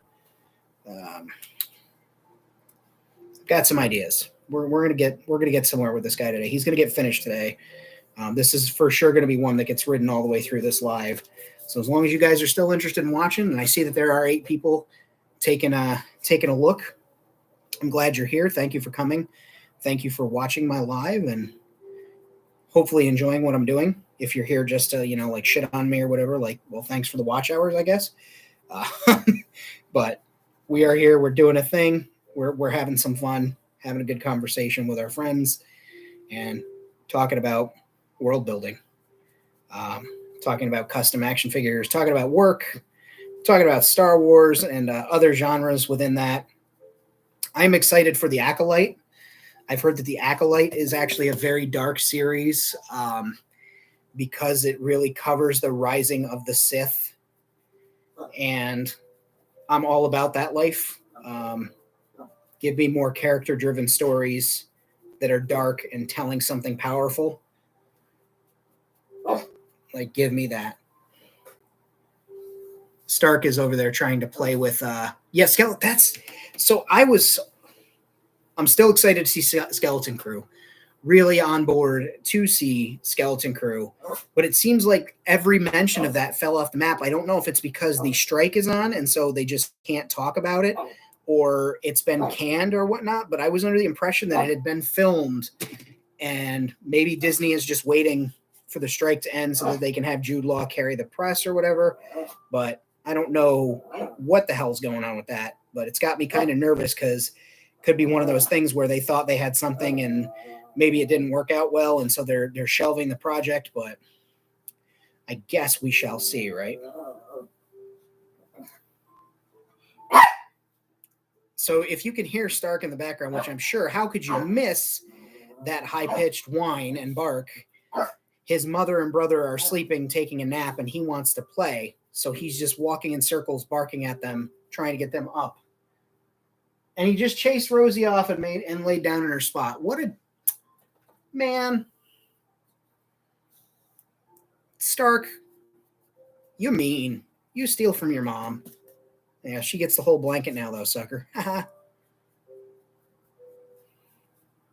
These dogs, man, I love them. They're such characters. So I've done orange. And that's like really starting to pop out the rustiness. Just trying to think here. How do I take this a step further? I always want to go further. I think what I'm going to do is I'm going to, real quick, I just want to hit this hand some more. So I'm going to call it here on the yellow, or on the rust color, right? What I'm going to do is I think I'm going to dry brush this arm separately. I'm showing you, like, I can't just pop it out. I think I'm going to dry brush this arm separately with some yellow on it and see how that pops. If that goes the way I want it, I got an idea. But if it doesn't, I've at least just got a different colored arm that's independent of the rest of the paint job. Here I'm just taking the orange off the brush. So we've got that little arm there. I'm going to go ahead and shake up this sand. I agree. I wanted Top Gun in outer space. I wanted just like Patty Jenkins to go fucking crazy with Star Wars and tell like space, TIE fighter movies, but X-Wing movies, but doesn't look like that's going to happen. I don't think we'll ever know why, but maybe one day. Maybe one day.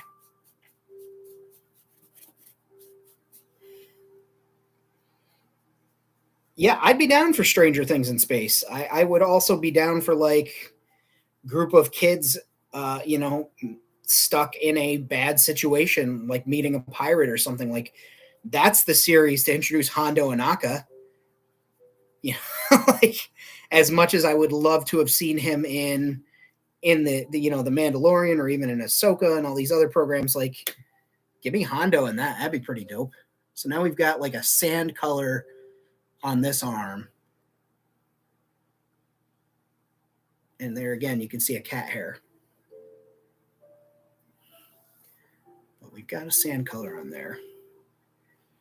So I'm going to let that dry. And just to give you guys the comparison, that's the orange and that's the sand color.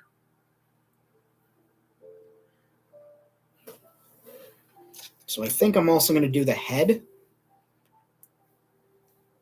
in the sand color, just to add a little bit of variety. So we got, that's orange right now. Just get a little yellow on the brush and hit all the high points with the yellow. Make that pop.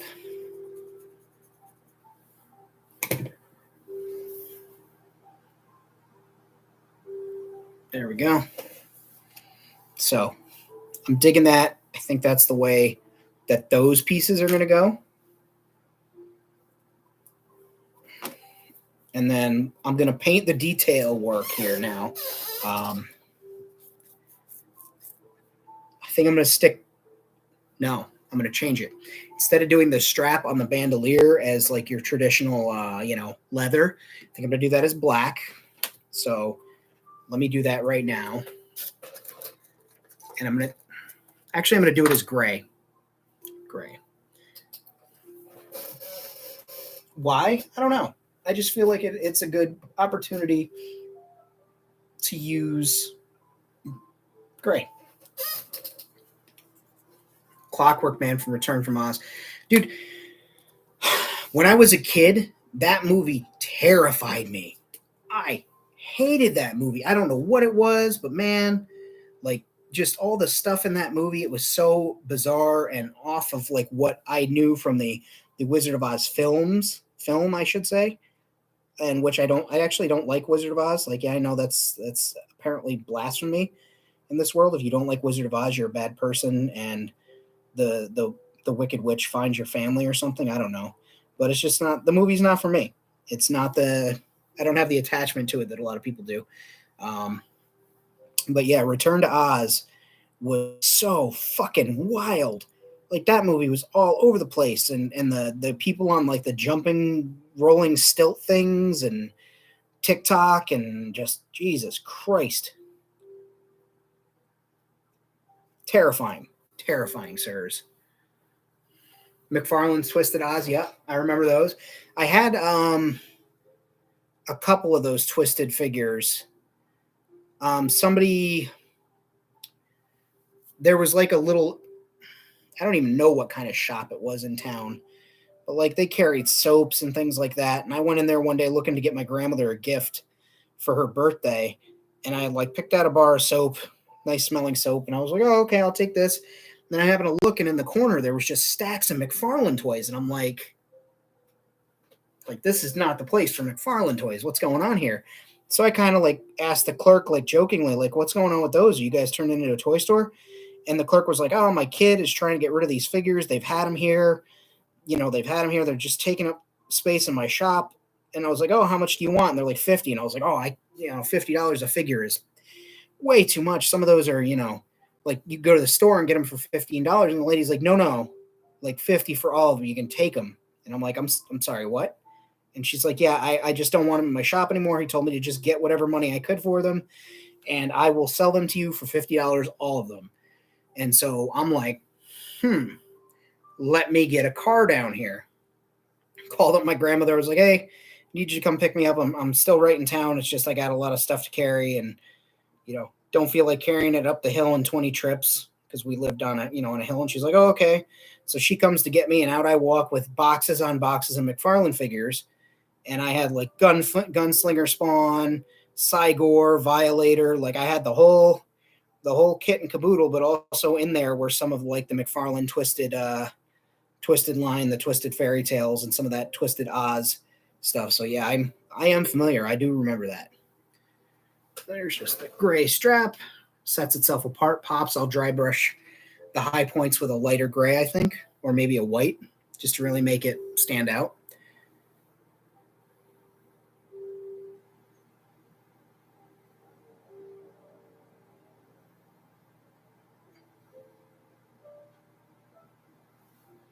Okay, there's that.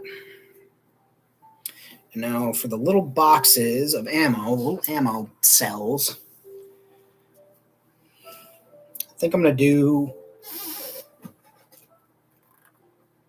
I'll do reds. I'll do a red. This is going to be fun. This is where like I start to get excited on a figure, like when I'm working on a custom, because things just like start to appear on the sculpt, and I'm like, yeah, that's definitely like the thing that I want it to be. Okay, so we got a brush here. I'm just drying it out. Hell yeah.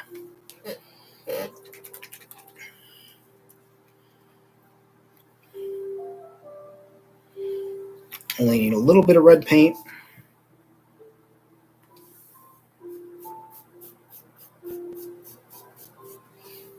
Okay, that's taking the majority of that off of there. So we'll do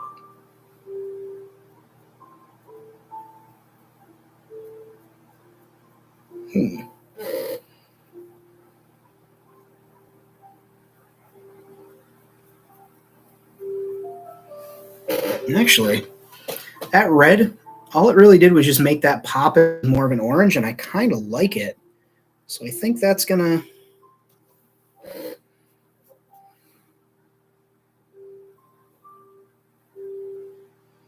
think that'll stay like that. I'll leave the little box black.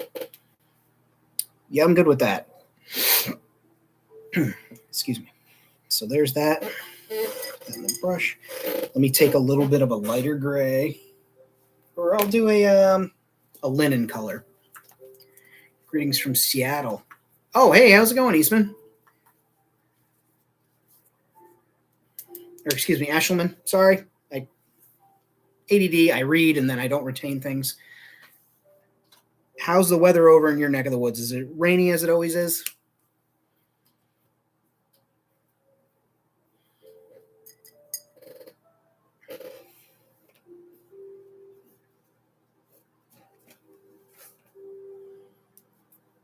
Not working on any cosplay stuff today. I am working on custom Star Wars figures, sci-fi figures.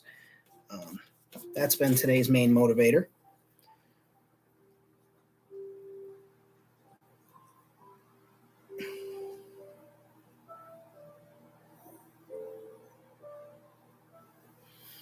Okay.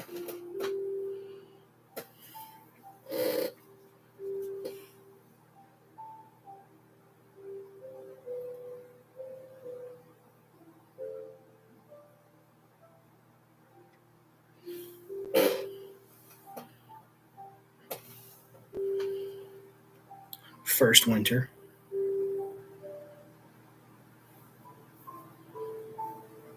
$60 and mist. I think it's probably similar here, honestly. Our weather's wonky. Our weather is wonky. I will do a light dry brushing of silver on the handles or on the exposed parts of these blasters. I don't want to go crazy with it. Like I said, I do want it to be just light.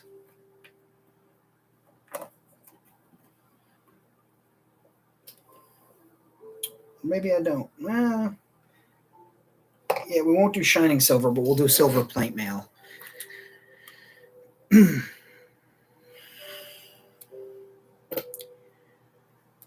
Yeah, I moved away from cosplay just for a laundry list of reasons. I still will do it here and there for when I really want to, or if a friend asks me to do an appearance or like a guest spot at one of their local events. But for me, model making, toy making, and things like that have really kept my interest more so than fussing with cosplay lately. So I'll still do prop making and stuff because there are just some props that I want to make and have. But I feel you there, my friend, and I'm sorry that you got let go. But like you said, sometimes you got to follow your passion.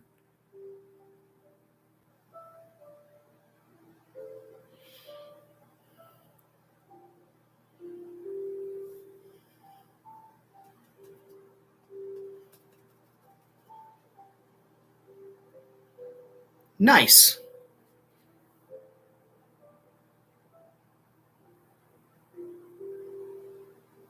I did a Wastelander many, many, many moons ago for Halloween. Um, I know I have pictures of it somewhere, but I just did the prerequisite silver on the little round spot there. And I absolutely gonna call this guy. Done. Yeah. Yep. So I guess he needs eyes, right? Allegedly needs to be able to see.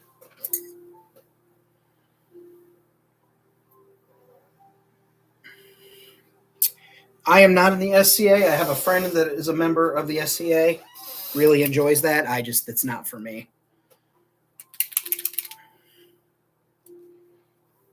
Um, I already camp and hike and use some of those older methods for things. I don't need to do the SCA group too. But cheers to those who do. As I said, I have a friend that does it, and they really, really enjoy it.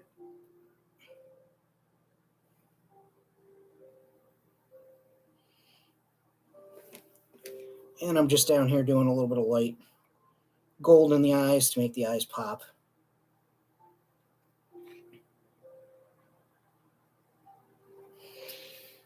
There we go.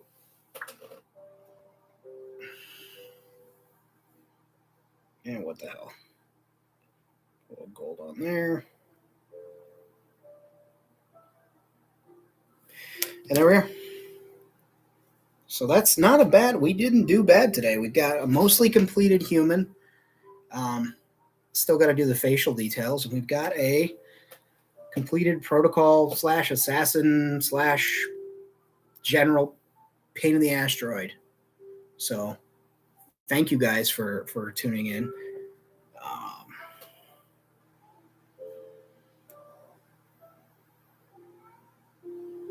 yeah, I'm happy with that.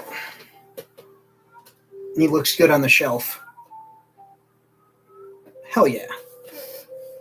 Cool. Thank you guys for your input on that too. Like having you guys, steer sometimes is a great thing because I can let my indecisiveness camp me in the same spot for, a very long time before I finally land on land on something where it seems like if I'm chatting or working with you guys or just, talking to the friends here, keeps me motivated.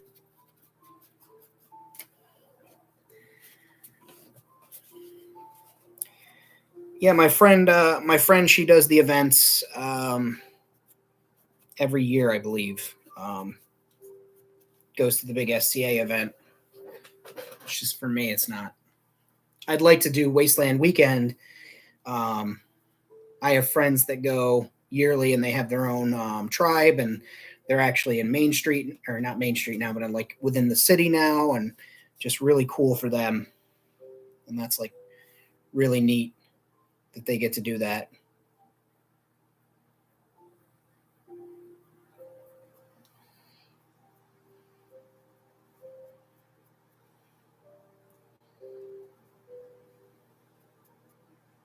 Okay.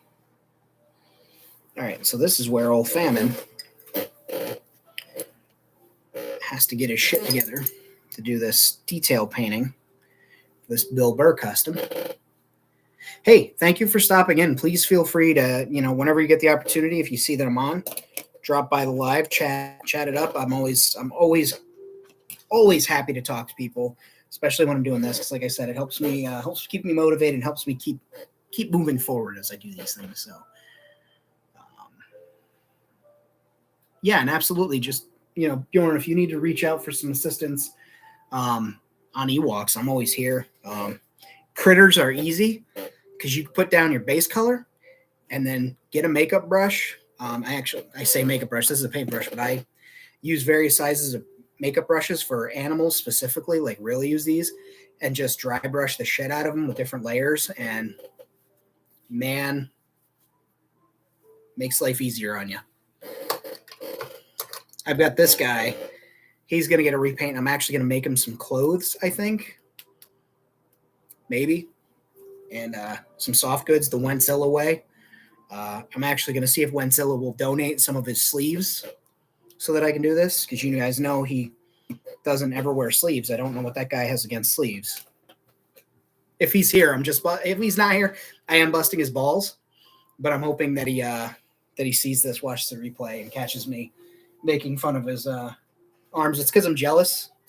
He's got these ridiculous guns, and I do not. So, all right, how am I going to do this?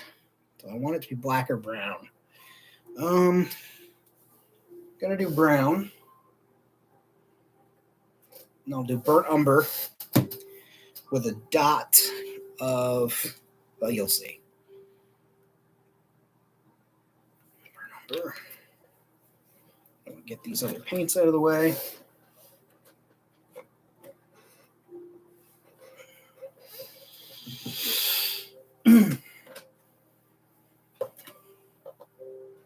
I gotta come up with a better solution for this paint thing, but further down the road.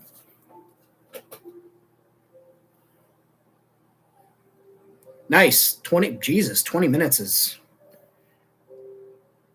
Were you in a race against somebody, or did you owe money to somebody that you needed to get this done that quick? God damn.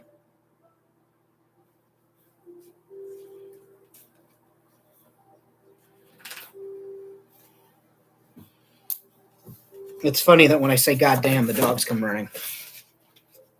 Did you think I meant you? Did you think I said dog damn? All right, so this is me holding my breath and doing it the old Famine way. Bless you.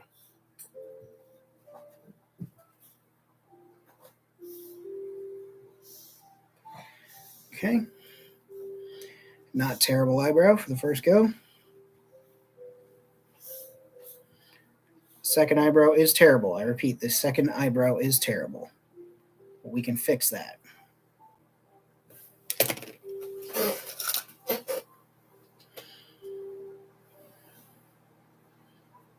Dude, awesome.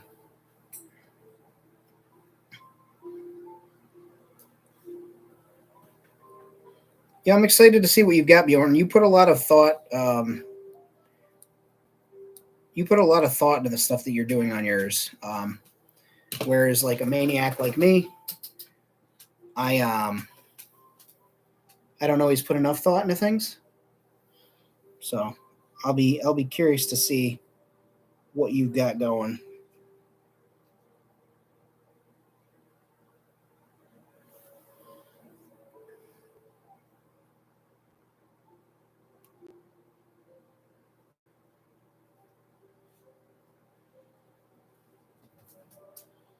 Nice.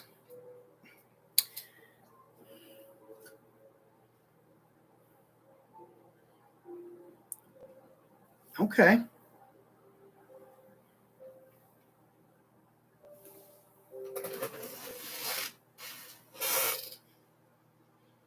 Okay.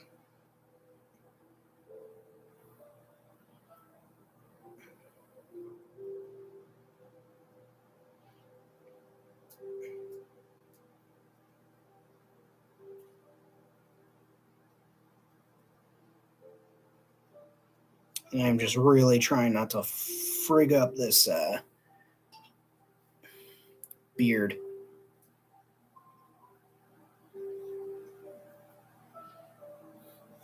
I'd say faces, especially like human faces, are the thing that I mess up the most. So, trying my goddamnedest not to mess this up. I'm giving him a weird little sci-fi, almost sideburn to the beard too. Almost like something a little Amish style.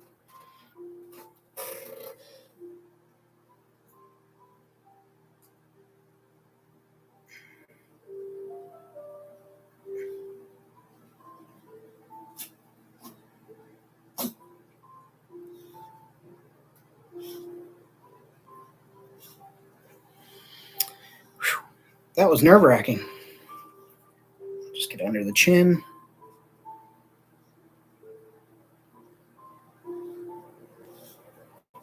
Okay.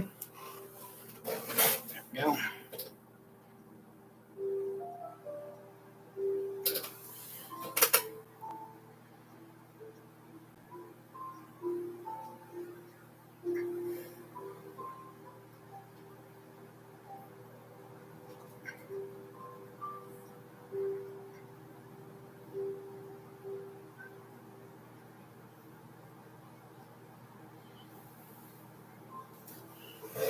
There we go. I'm thinking about, do I want to press my luck? I do.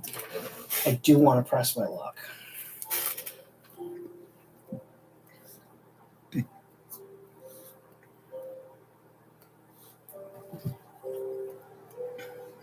Freaking Dave. No. Which brush do I want to use? I don't want to use. Maybe you'll work. Okay.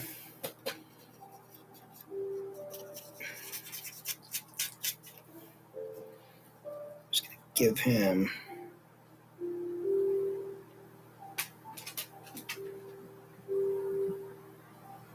There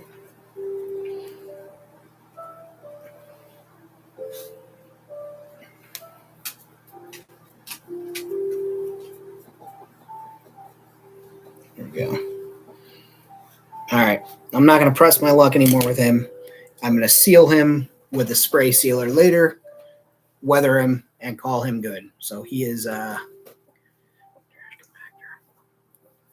You've got Bjorn. If you've got a hole saw, you can drill a hole in each level and run a piece of PVC. That's something. But yeah. What I will do though.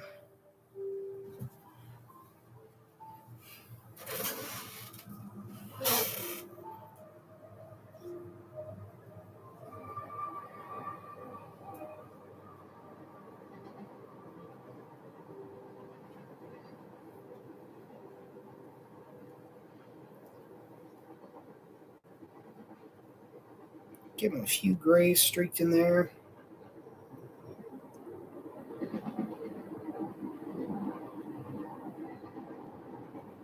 Good enough. All right. Now I'm calling it quits. Just added a couple of grays to the beard because why not? So now we've got a human and a droid. We are kicking ass today. Let's clean up some of these paintbrushes and we'll finish off this Cerulean Hound. And I think I will call it on the stream for now. People got families they got to be with and things like that. So let's do on the Cerulean Hound. Do a little dry brushing of some linen colored material, linen colored paint. Just again, hitting all the high points on him.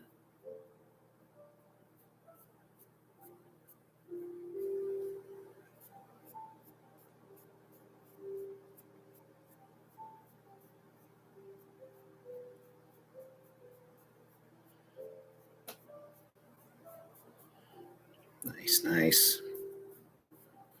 Helps pick out all the pebbles and the creases and the folds on this guy.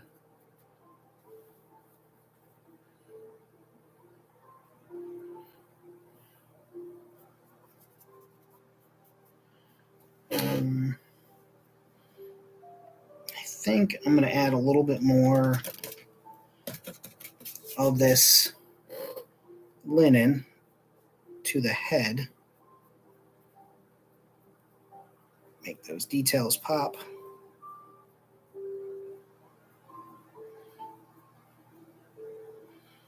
Okay. Blend that back a little bit. Okay. Very cool, very cool. All right. I'm going to sit on that for a bit, let this paint dry, but I think I am going to call it quits on the live right now. I'm going to, yeah, see, Cowman agrees. He really wants to go OUT. I appreciate you. Sir, we are conducting business here. It's a professional environment. We don't use that language. Thank you for coming out. He wants to go OUT, so I am going to get this cleaned up, let these things dry. We will hopefully reconvene in another live sometime soon. As a very big surprise, usually I am not available Wednesdays due to wrestling. I am going to be a guest on Skeleton's Tomb over on Instagram. You guys should tune in and check that out. Otherwise, I hope you're all well. I hope you enjoyed the live. Thank you for staying. Thank you for giving me your opinions. Thanks for the discussion.